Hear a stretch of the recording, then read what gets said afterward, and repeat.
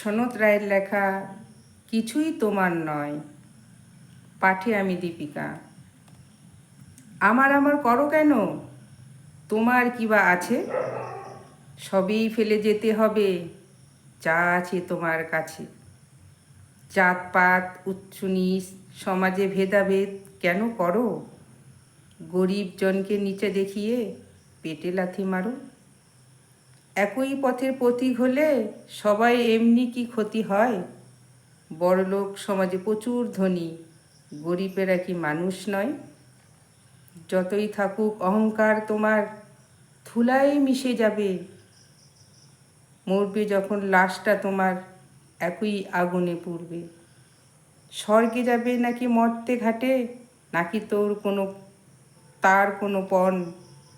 যতদিন দেহে প্রাণ আছে ভাই, আনন্দে দাও মন। বাহ, খুব সুন্দর।